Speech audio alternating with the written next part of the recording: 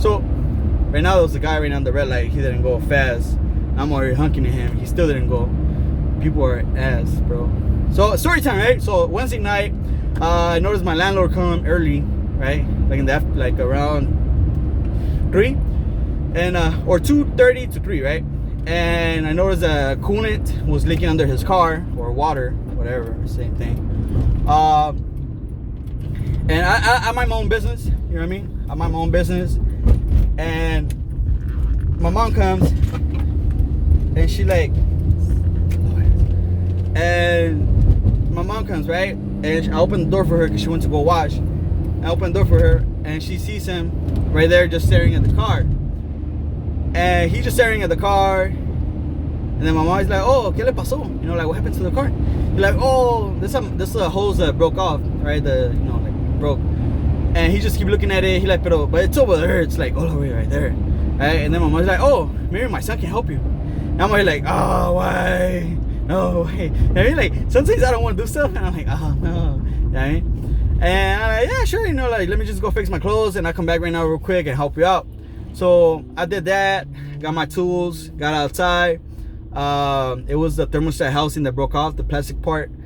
And what's called, I took out one bolt, which it wasn't that hard, and then the other 2 bolts in the back, I took them off.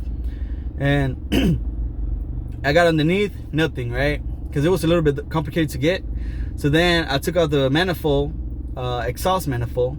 I think it was an exhaust manifold. Yeah, I took that off, and I got a lot. It was a lot easier to take off. So he went to go get the part. He got it. He comes back. I replaced it, and you know, next thing you know, he burps the car because he put the coolant. He burps the car. And then he tells me that, oh, hey, you know, can you scan my car with the OBD2 to see what's the code? So I go and scan the car, and it's P0171, which is something with the intake, right? And it's like a vacuum leak. And so I tell him that, but the car runs good. Yeah, I mean, the car runs good. He's been driving it right now, no issues at all. And like I was telling him, that's funny. Like I was telling my mom, if I didn't help him, he would have been there stuck for like 2 days, or the car would have been there like forever. Cause I did it under 2 hours, right? Or under like 3 hours I did it.